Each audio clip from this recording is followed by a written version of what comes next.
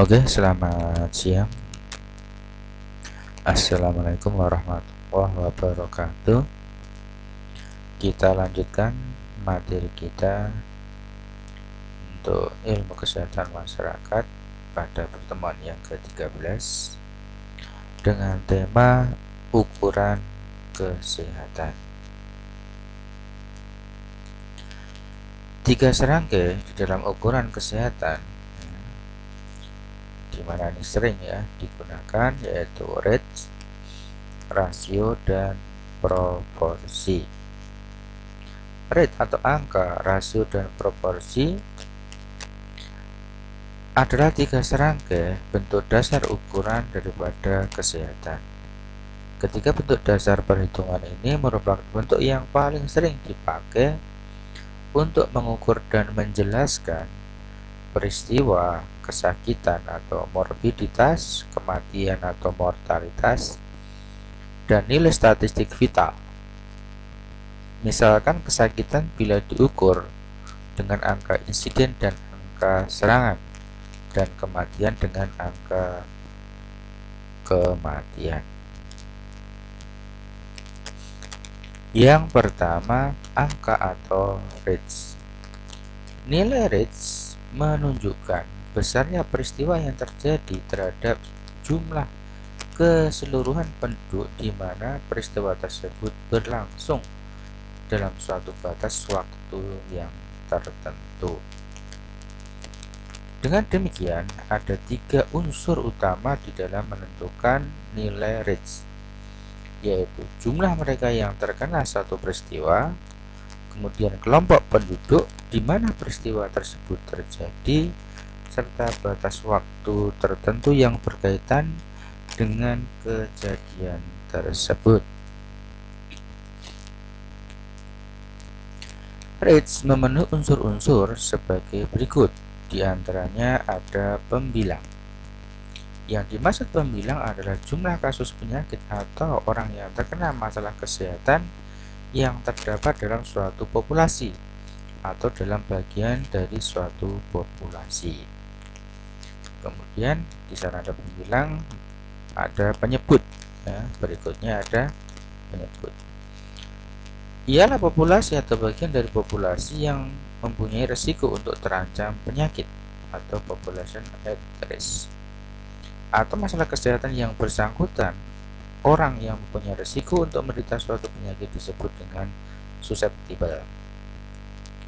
Kemudian yang ketiga, waktu, ya, bisa dalam satuan jam ataupun bulan, ya, hari, dan seterusnya. Rumus untuk ketiga ukuran di atas sebenarnya mempunyai bentuk dasar yang sama. Rate atau rasio atau proporsi, di mana X dibagi Z dikali dengan K, yang biasa dibaca X kali K dibagi dengan Y, atau X dibagi Y dikali dengan K. Perbedaan perhitungan antara ukuran ini terletak dalam penetapan X dan Y dan nilai yang diberikan pada K.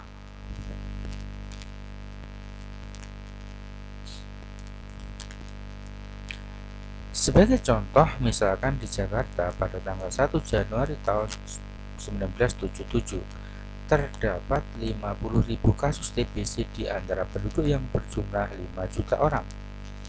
Maka rate kasus TBC di Jakarta pada tanggal 1 Januari tahun 1977 yaitu 50.000 dibagi dengan 5 juta.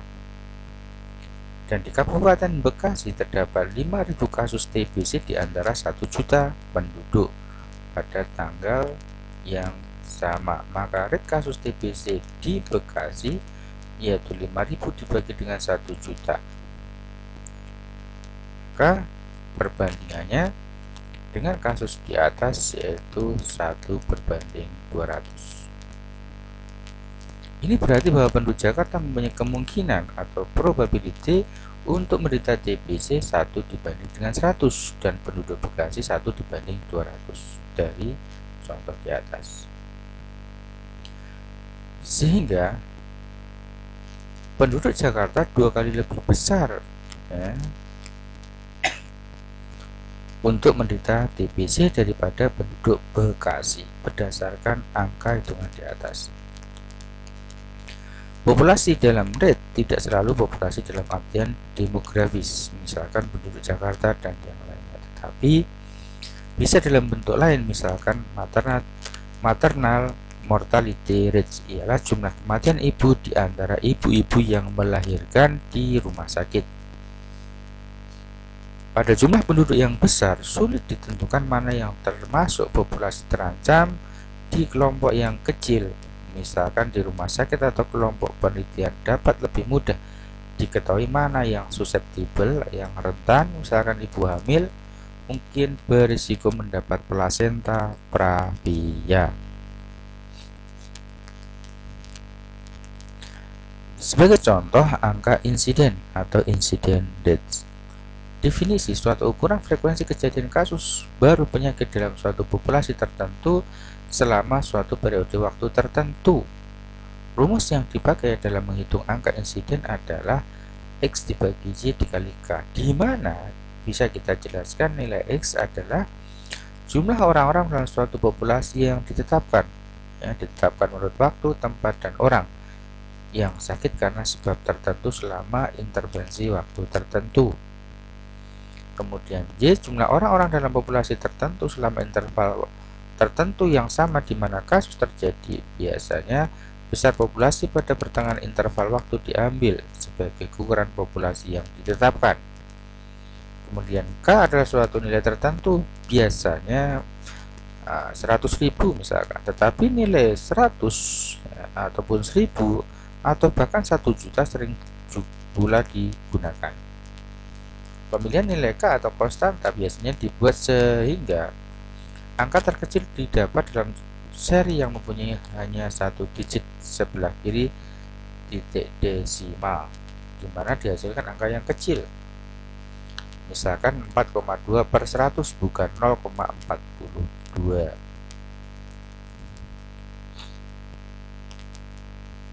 Angka insiden sering dikacaukan dengan angka prevalence. Keduanya memang serupa tetapi sangat berbeda dan harus dibedakan ketika melakukan suatu perhitungan.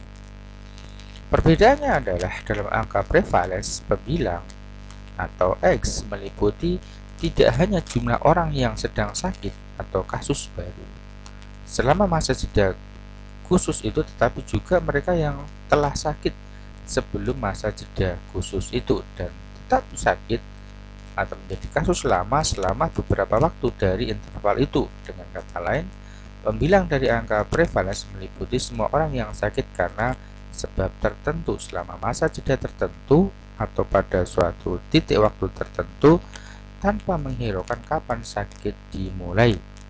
Pembilang dari angka insiden hanya terdiri dari orang sakit pada awal dan selama masa jeda waktu tertentu.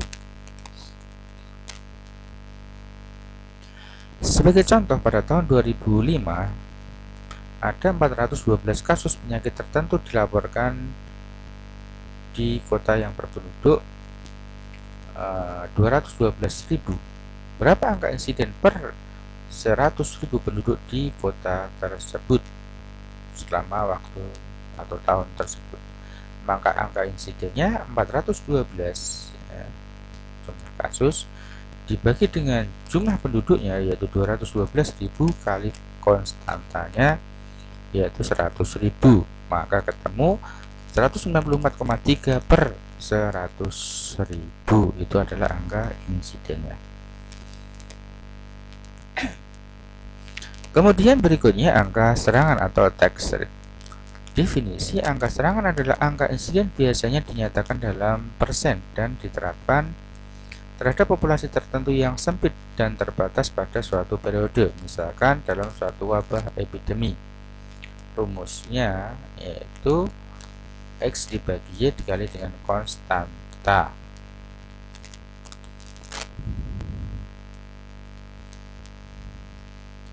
Sebagai contoh, dalam suatu letusan atau outbreak yang melibatkan 26 kasus penyakit, 7 kasus wanita dan 19 lelaki, dalam kelompok di mana terjadi letusan ada sejumlah 9 wanita dan 87 lelaki. Berapa angka serangan di antara masing-masing jenis kelamin dan seluruh anggota kelompok? Maka kita buat semacam tabel untuk membantu. Di sana ada kelamin laki-laki dan wanita, ada juga di sana kasus dan total. Berdasarkan apa yang sudah diketahui di atas dimasukkan ke dalam tabel tersebut, ya, untuk membantu. Ya, misalkan di sana outbreaknya melibatkan 26 kasus, ya, maka itu merupakan jumlah. Kemudian dirinci lagi 7 wanita dan 19 laki-laki dari 26 tadi. Kemudian dalam kelompok di mana terjadi letusan ada 9 orang wanita dan 87 laki-laki, tekanan totalnya, sehingga akan ketemu jumlah totalnya yaitu 96. Maka perhitungan angka serangan atau attacks untuk serangan laki-laki yaitu 19/87 karena jumlahnya, ya, dikali dengan 100 konstantanya, maka ketemunya 21,8. Kemudian angka serangan untuk wanitanya yaitu 7 dibagi dengan 9 dikali dengan 100 akan ketemu 77,8. Adapun angka serangan seluruhnya, nah ini tidak boleh dijumlahkan dari laki-laki dan wanita, tetapi harus dicari, yaitu 26/96 kali 100, maka ketemu 27,1. Perhatikan bahwa angka serangan seluruhnya diperoleh dengan membagi jumlah kasus seluruhnya dengan jumlah seluruh orang, tidak dengan menjumlahkan serangan dari masing-masing jenis kelamin. Jadi tidak boleh kita menghitung serangan laki-laki dan wanita kemudian dijumlahkan itu ketemu serangan seluruhnya, itu tidak boleh, ya, harus dihitung sendiri-sendiri. Kemudian angka kematian. Pengertian angka kematian adalah suatu ukuran frekuensi terjadinya kematian dalam suatu populasi tertentu selama suatu masa jeda tertentu. Rumusnya sama, X/Y kali dengan K, ya. Sebagai contoh, dalam kota yang berpenduduk 212.000 ada 1.900 orang yang mati dalam setahun. Kemudian 4 diantaranya disebabkan penyakit Y atau penyakit khusus. Berapa angka kematian kasar per 1000? Kemudian berapa angka kematian khusus penyakit per 1000? Maka angka kematian kasarnya yaitu 1900 dibagi dengan jumlah penduduk yaitu 212.000 dikali dengan konstantanya 1000, maka ketemu 9 kematian. Jadi per 1000 penduduk ada 9 kematian kasar. Adapun kasus dengan kematian penyakit sebab khusus yaitu di sana diketahui ada 4/212.000 dikali dengan 1000. Mohon maaf. Yang angka kematian khusus yaitu 4/212.000 kali 100.000, maka ketemu 1,9 kematian. Kalau dibulatkan menjadi 2, ya. Jadi setiap 100.000 ada 2 kematian atau 1,9 kalau angka aslinya. Kemudian berikutnya setelah rate yaitu proporsi.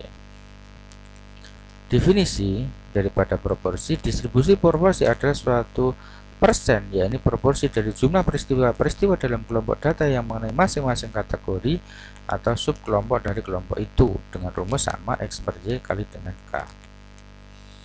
Proporsi umumnya dipakai dalam keadaan di mana tidak mungkin menghitung angka insiden, ya, karena itu proporsi bukan suatu rate dan dia tidak dapat menunjukkan perkiraan peluang keterpaparan ataupun infeksi, kecuali jika banyaknya orang di mana peristiwa dapat terjadi adalah sama pada setiap subkelompok, tetapi biasanya hal ini tidak terjadi. Karena X dan Y berada pada tempat yang sama, berbagai persen dalam kelompok data yang ada dapat dan seharusnya saling ditambahkan bersama semua kategori data dan jumlah harus menjadi 100%. sedangkan angka atau rate kalau dijumlahkan tidaklah demikian. Maka interpretasi dari proporsi adalah dari jumlah frekuensi di mana suatu jenis peristiwa tertentu terjadi, kejadiannya dinyatakan dalam persen dari berbagai subkelompok yang utama. Sebagai contoh, suatu letusan mengenai 26 kasus penyakit AIDS, 7 wanita dan 19 laki-laki. Jumlah orang-orang dari masing-masing jenis kelamin berada dalam kelompok yang tidak diketahui. Ya, berbeda dengan kasus di atas tadi ya. Maka berapa proporsi kasus menurut gender? Ya, berdasarkan yang diketahui di atas, dibuat dulu tabelnya. Jenis kelaminnya laki-laki, kemudian ada kasus ya. Di sana total untuk kasusnya 26 dengan rincian 7 wanita dan 19 laki-laki. Maka persen untuk laki-lakinya yaitu 19 per 26 kali dengan 100, ketemunya 73,1%. Untuk wanita 7 per 26 kali dengan 100, ketemunya 26,9, sehingga persen laki-laki dan wanita kalau dijumlahkan akan ketemu 100%. Nah, berbeda dengan yang di atas tadi ya, tidak bisa dijumlahkan. Kalau persen ya maksimal 100%.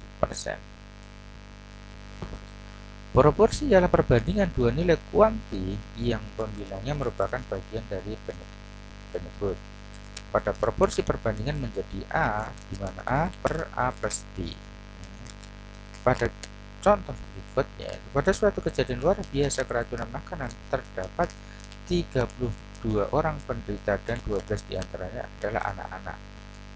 Pada contoh di atas proporsi menjadi 12 per 20 ya, karena 32 kan untuk merupakan penjumlahan ya. Maka nilainya menjadi 0,375. Bila proporsi dikalikan 100 disebut dengan persen, sehingga persentasenya menjadi 37,5 ya. 0,375 dikali 100 maka ketemunya 37,5%. Kemudian yang ketiga yaitu rasio. Definisi rasio adalah suatu pernyataan frekuensi nisbi kejadian suatu peristiwa terhadap peristiwa yang lain. Misalkan jumlah anak sekolah kelas 6 yang telah diimunisasi dibandingkan dengan jumlah anak sekolah kelas 6 yang tidak diimunisasi pada sekolah tertentu, maka rumusnya sama, X per Y kali dengan K.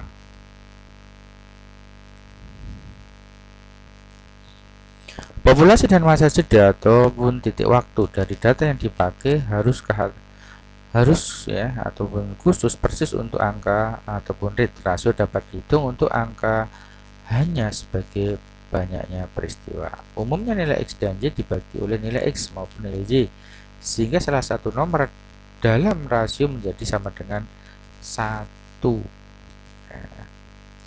Misal, jika suatu kelompok 20 orang penderita penyakit tertentu dan 2 orang mati karenanya, maka rasio terhadap kematian lebih tepat dinyatakan bukan 20 dibanding 2, tetapi angka 2 menjadi 1. Dikecilkan pada angka yang paling kecil, ya, dibagi dengan angka yang paling kecil, sehingga 2 dibagi 2, 1, 20 dibagi 2 menjadi 10, maka perbandingannya 10 berbanding dengan 1, bukan 20 berbanding dengan 2 ya. Maka ada 10 kasus dan 1 kematian. Maka interpretasinya adalah pada episode ini dalam 10 kasus ada 1 yang mati, atau 10 kali banyaknya kasus dari kematian. Sebagai contoh dari satu contoh sebelumnya mengenai angka serangan, ada 19 laki dan 7 wanita. Berapa rasio kasus laki-laki terhadap kasus wanita? Rasio kasus laki-lakinya yaitu 19 per 7 atau 19 dibanding 7 ya. Maka tatkala dicarikan dengan angka yang paling kecil yaitu dengan 7 ya, 7 dibagi 7 otomatis menjadi 1. 19 dibagi 7 maka menjadi 2,7. Rasio merupakan nilai relatif yang dihasilkan dari perbandingan dua nilai kuanti yang pembilangnya tidak merupakan bagian dari penyebut. Misal sebuah nilai kuanti A dan nilai kuanti lain yaitu B, maka rasio kedua nilai tersebut adalah A banding B. Contoh, pada suatu kejadian luar biasa keracunan makanan terdapat 32 orang penderita dan 12 diantaranya adalah anak-anak, maka rasio anak terhadap orang dewasa adalah 12 dibanding 20 atau 0,6. Kemudian prevalence dan insiden ya. Sebagai contoh perhitungan poin prevalence, insiden dan periode prevalence. Misalkan kita mempelajari 20 orang sehat yang kemudian sebagian dari mereka menderita penyakit TBC. Periode waktu dari masing-masing penderita mulai menderita penyakit TBC tersebut dapat digambarkan sebagai berikut. Misal ya, ini kasus yang pertama dari 1 Januari sampai dengan 1 April. Di sana ada 1 kasus TBC. Ya, demikian yang lainnya, cara membacanya seperti itu. Maka poin prevalence pada tanggal 1 Januari tahun 76, poin prevalence ya, berarti ada 2 per 20 ya, maka perbandingannya menjadi 1 per 10 atau 10% kalau kita buat persennya. Kemudian insiden, yaitu dari tanggal 1 Januari 74 sampai dengan April. Jumlah kasus barunya ada 2 ya. Kemudian population at risk 1 Januari ada 20 dikurang 2 ada 18 yang berisiko. Adapun insidennya 2 per 18, kemudian periode prevalence 2 tambah 2 ada 4. Poin prevalence didapatkan bila dilakukan sensus terhadap penduduk atau dengan melakukan survei. Jadi poin prevalence adalah suatu ukuran frekuensi dari banyaknya atau dari penyakit pada suatu saat tertentu, dan poin prevalence rate menyatakan proporsi dari penduduk yang sakit pada saat yang tertentu. Insiden biasanya didapat dalam suatu penelitian, dan dalam penelitian itu kita dapat menghitung frekuensi kasus baru. Bila insiden rate hendak dihitung pada suatu daerah, maka sebagai penyebutnya adalah jumlah penduduk pada pertengahan periode yang sama atau periode yang bersangkutan. Hubungan antara poin prevalence dan insiden dapat dilihat pada gambar berikut ya. Ini kasus baru, kemudian ada insiden ya, ini kasus baru, ada poin prevalence di mana ada kasus baru ditambah dengan kasus lama, itu prevalence. Kemudian akhirnya ada yang mati sembuh ataupun juga kecacatan. Kemudian nilai RR atau relative risk sebagai indikator pada penelitian cohort atau prospektif ya. Cohort sering diindikasikan kepada penelitian prospektif dilihat dari sisi waktu untuk menunjukkan rasio angka insiden dari populasi terpajan dan tidak terpajan faktor risiko. Kemudian juga menilai laju kecepatan penyakit. Rumus RR yaitu angka insiden pada populasi terpajan dibagi dengan angka insiden pada populasi yang tidak terpajan. Rumusnya dari tabel nilai RR A per N1, di mana N1 adalah A ditambah dengan B. Kemudian dibagi C per N2, yaitu N2 C tambah D. Sebagai contoh penelitian tentang hubungan antara kehamilan di luar rahim dengan pemakaian IUD. Untuk penelitian ini diambil sebanyak 100 orang yang memakai IUD dan 100 orang yang bukan pemakai IUD sebagai kelompok kontrol. Dari hasil pengamatan selama 5 tahun menunjukkan bahwa dari 100 orang aseptor IUD tersebut terdapat insiden kehamilan di luar rahim sebanyak 15 orang dan pada kelompok kontrol sebanyak 7 orang. Maka berapa nilai RR-nya? Kita masukkan ke dalam tabel terlebih dahulu, yaitu IUD, aseptor dan non aseptor, kemudian kehamilan positif ya dan negatif. Kita masukkan ke sini semua, kemudian kita cari nilai RR-nya. RR-nya tadi A dibagi dengan N1, kemudian dibagi lagi dengan C per N2, maka ketemunya 2,14 yaitu nilai RR-nya. Kemudian OR atau odds ratio digunakan dalam artian retrospektif atau case control atau mundur ya, dari sisi waktunya mundur. dihitung dari kasus kemudian ke belakang. Kalau kohort diawali dari penyebab sampai nanti ketemu kasus. Penghitungan matematika secara sederhana tentang peluang yang berkaitan dengan kondisi kesehatan khusus jika ada faktor yang dicurigai dan peluang mengalami kondisi tersebut jika tidak ada faktor yang dicurigai. Pada penelitian retrospektif, case control ya, perhitungan risiko relatif hanya berdasarkan perkiraan saja yang disebut dengan odds ratio.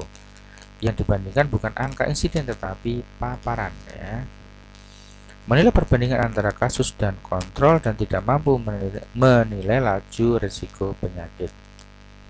Sebagai contoh, hubungan antara rokok dengan CA prostat. Dari 1000 perokok, 90 menderita CA prostat. Kemudian 1000 bukan perokok, 30 menderita CA prostat.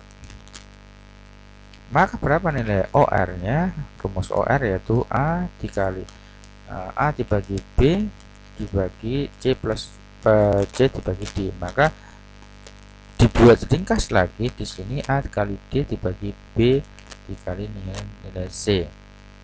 Sebagai contoh kasus, penelitian kasus kontrol tentang hubungan antara pemakaian kontrasepsi oral dengan siamame dikumpulkan sebanyak 200 kasus siamame dari catatan beberapa rumah sakit selama 5 tahun dengan 400 kontrol yang diambil secara acak. Hasil penelitian tersebut menunjukkan bahwa dari kelompok kasus terdapat 25 responden yang menggunakan kontrasepsi oral dan 35 orang dari kelompok kontrol. Hitung berapa besarannya daripada odds ratio atau OR-nya. Kita masukkan ke dalam tabel dulu ya, angka-angka tadi. Kemudian nilai OR-nya adalah 25 ya, dikali dengan 365 dibagi dengan 35 kali dengan 175, maka nanti ketemunya 1,48. Kemudian AR atau attribute rest, yaitu perbedaan antara angka insiden bagi mereka yang terpajan dan mereka yang tidak terpajan faktor risiko. Untuk mengetahui besarnya rate insiden yang dapat dikurangi apabila faktor risiko sebagai penyebab penyakit bisa dihindarkan. AR adalah angka insiden pada kelompok terpajan dikurangi angka insiden pada kelompok yang tidak terpajan dikali dengan 100%. Kemudian insiden untuk kelompok yang terpajan ya, yaitu 15/100, maka ketemunya 0,15. Untuk yang tidak terpajan yaitu 7/100, maka ketemunya 0,07. Maka nilai AR-nya kelompok yang terpajan dikurang insiden yaitu kali 100%, yaitu 0,15 dikurangi 0,07 kali 100%, maka ketemunya AR adalah 8%. Oke, demikian yang bisa kita sampaikan. Kita bergeser ke diskusi. Selamat siang. Assalamualaikum warahmatullahi wabarakatuh.